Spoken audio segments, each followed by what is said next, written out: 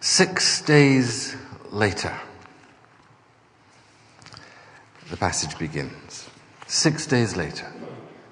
If we turn to the account in Mark, it says 6 days. In Luke, and I wouldn't be concerned about this, Luke says approximately 8 days later. We take Matthew and Mark as being precise. Days could be calculated slightly differently in different by different folks, so don't be concerned about that. But 6 days after what? Jesus, in the story here, he goes off to pray. He goes up a mountainside. He takes Peter, James, and John, who were the three closest disciples to him. He poured his energies into 12 people in particular, although there was a wider group, and then an even wider group still. But of the 12, there were 3 in particular that he took with him, and they saw and heard him do different things. These were the key 3. He'd gone to pray, he'd taken them with him, and as he was praying, a change came over. There's a kind of transformation and a brilliance, and we'll just touch on that really as we go through later. And then he sees 2 figures. They see 2 figures in this vision, Moses and Elijah. And they're petrified, really, through all this. And then it's like there's a mist or a cloud and a voice from the cloud, and it speaks about Jesus. A dramatic experience for them. One that both John and Peter refer to later in their letters. But as I say, 6 days after what? Because the story is linked, actually, to, if you were here last Sunday, it's linked to what we looked at last Sunday. Jesus had been up in the north of Israel. He came into a particular region right at the very top of Israel, where there are a lot of pagan altars and different gods worshipped, and there had been a history of that in Israel's past, where they had turned from God as God is and began to worship other expressions and other idols. And against that backdrop, Jesus had asked them, "Who do people say I am?" As if he's inviting them to engage with him in the context of all these other international religious expressions, to compare him, if you like, to the other religions and the other faiths, and also to compare him with all the great historical figures in Israel, from the past, from their own heritage, their own past and nationality. And they respond to that by saying, well, some say you're John the Baptist, others say Elijah, Jeremiah, one of the prophets, and then Jesus turns it and makes it very personal. He says, "And what about you? Who do you say I am?" What's your answer? And Peter makes this astonishing confession. He says, "You are the Messiah, the Son of the living God." And Jesus' response to that is, he says, "You're blessed because Peter can see, penetrate through, all that's going on, the challenges, and see really through all the different things Jesus has been saying. This is who he is." Jesus says, "Blessed are you." But he points out to him, this was not something that you came to simply by your own cleverness or your intellectual understanding. This was something that God revealed to you. God has shown it to you. And then he gives a wonderful prophecy about Peter and his future. And from that moment, we're told, Jesus began to explain to his disciples that he must go to Jerusalem and suffer many things at the hands of others. The elders, the chief priests, the teachers of the law, and in fact that he must be killed. But on the third day he would rise again to life. It's like as he's been teaching them and discipling them, and the word disciple is to be a pupil. It's like a kind of learner. If you imagine someone learning how to drive with L plates on, he was teaching and training and discipling them. But then they've come to this point. They've been with him. He's questioned, well, now, what's your response to who I am? And they give that answer. And immediately Jesus must begin to unpack for them some of what it means to be the Messiah, to be the Christ, the Son of the living God. And so from that point on, he then turns his attention to really where this is all leading. They haven't really grasped and understood so far, and it's important now that they understand. To be Messiah, to be Son of the living God, in this context, in the needs of the hour, in the world situation, God has come among them. But there's a cross ahead. But the cross is not the end. There's a resurrection following. And at that point, when as Jesus begins to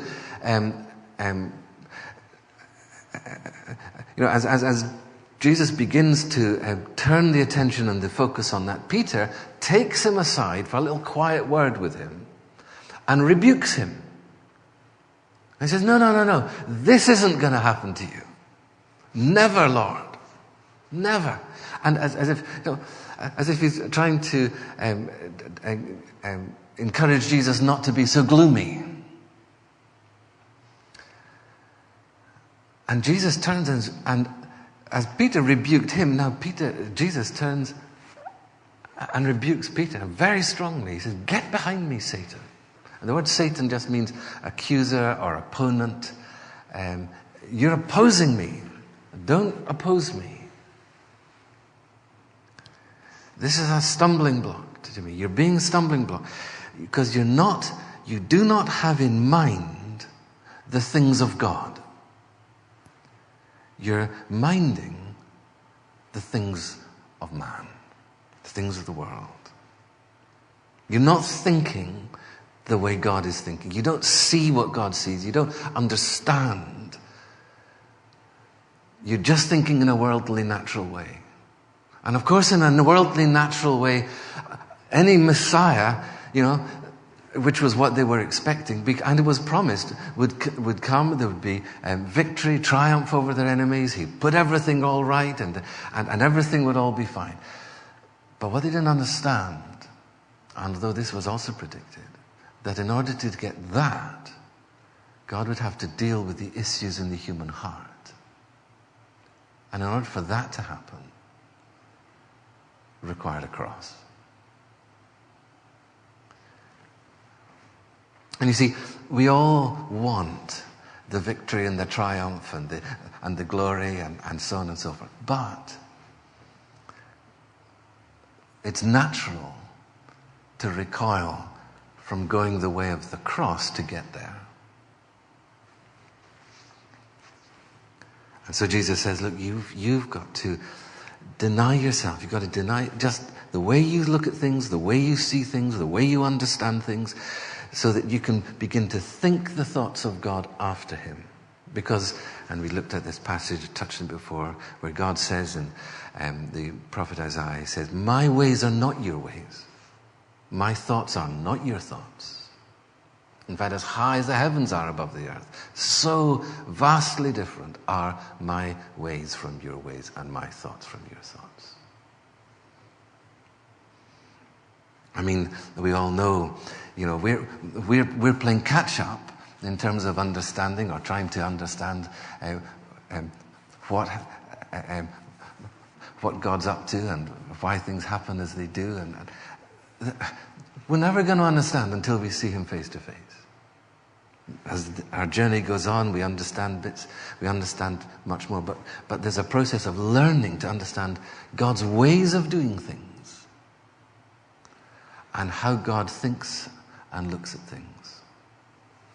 And so in order for us to, because he's different, in order for us to get our head around that and begin to get for our heart to be in tune with that, we have to lay down, or be willing to lay down, our own thoughts and our own ways of doing things. As Jesus says, what does it profit a person to gain the world and yet lose their soul, their very identity?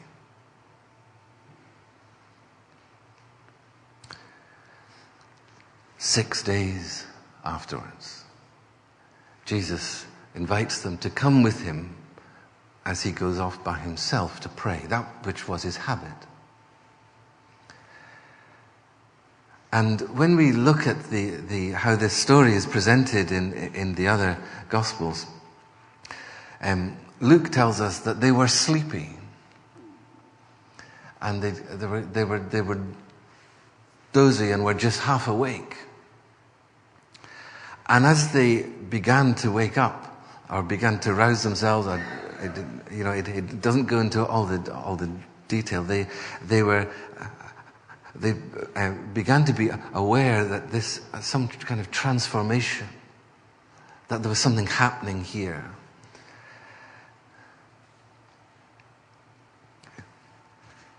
I don't really want to just take this to press this point too far, but we can be pretty dozy in our understanding of God and in our faith and our walk with him, and then suddenly we become aware, hang on, there's something really significant here. And it says that the appearance of his face had changed and his clothes became as bright. And it's interesting how they describe it. Matthew says his face shone like the sun. His clothes became as white as the light. Luke says his clothes became as bright as a flash of lightning. Mark tells us that his clothes were dazzling white, whiter than anyone in the world could bleach them. But something was happening here, and they became aware that the two great figures from the Old Testament, Moses and Elijah. Moses, who was the greatest prophet, really, that Israel had ever had. It says of him that he spoke with God mouth to mouth, as a man speaks with his friend. He spoke. There's incredible intimacy and sense of reality that he had with God, that his prayer, his conversation, that his life was characterized by that. There was a great cost that went with that. That's another sermon, but that was his intimacy, and he was the one who God delivered a whole mass of instructions. It's the one who was the key man in the in the covenant that God had with the people of Israel. Elijah was one of the greatest, or the first of the great subsequent prophets, which they came much later. He'd been there at a point when the nation had gone astray. They had rulers who had compromised with God, and he challenged Israel to make their mind up to worship God or the other God, which was the one being promoted through the royal family, to worship Baal. And there was a big decisive moment that Israel had to come to. But Moses and Elijah are there in this vision talking to him. And Luke tells us that they were talking to him about, and this is how it expresses it, about his departure that he was to accomplish at Jerusalem. They're talking with him about the cross and the resurrection and the ascension. And both these men had encountered great trials and difficulties, and it just says what they were talking about. It doesn't tell us the actual nuts and bolts about their conversation. And Peter speaks up and he says, well, should we build 3 booths or shelters or tents or whatever it is? Three sort of things to commemorate the 3 of you.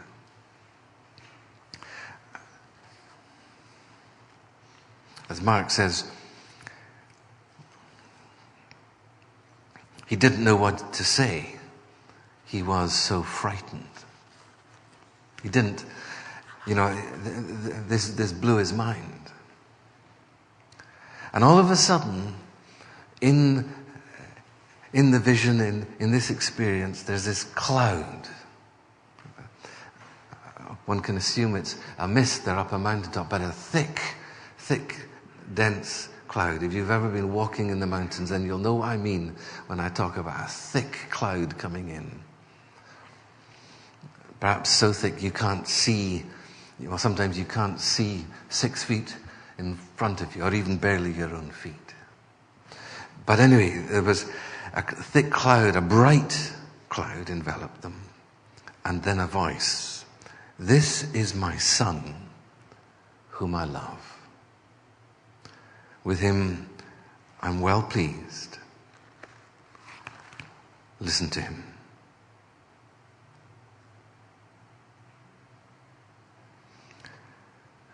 Luke adds, this is my son, whom I have chosen, my anointed, chosen one.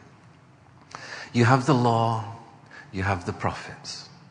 You've got all what was said about me in the past, predicting.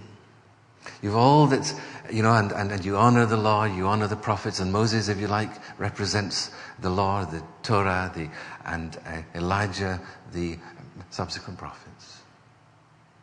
But this is my son. Listen to him.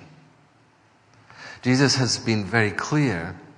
He's explained to them as he begins to unpack the meaning of the cross, and in fact he's going to die and rise again, that this is all foretold. This is all written about, and written about hundreds of years beforehand. But now there's this voice from heaven, as it were, or the voice in the cloud. There's this voice from God. This is my son. Listen to him. I love him. I've chosen him. I'm well pleased with him. So that, the Father has set his heart on him. This is the one, this is the way that God has accomplished, the one and the way that God has accomplished, that God has chosen to act. And I'm committed to him. I love him. Listen to him. Later, the writer to the Hebrews said, in the past, this is chapter 1 and verse 1, in the past, God spoke to our forefathers through the prophets at many times and in various ways. But in these last days, he has spoken to us by his Son, whom he appointed heir of all things, and through whom he made the universe. The Son is the radiance of God's glory, the exact representation of his being, sustaining all things by his powerful word. After providing purification for sins, he sat down at the right hand of the Majesty in heaven.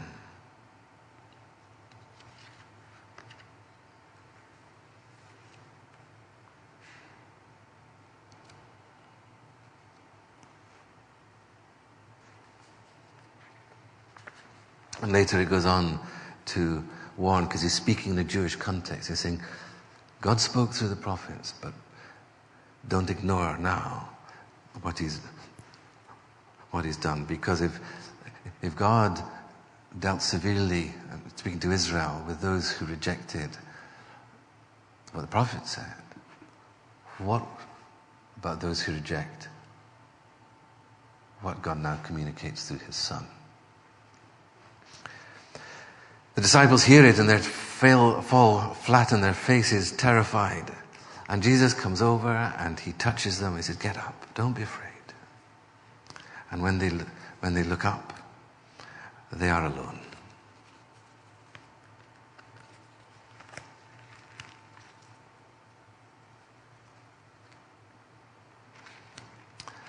And Jesus told them to keep it to themselves, not to share it. This was for them. See, I think we can have our thoughts about God. We can have our thoughts about church.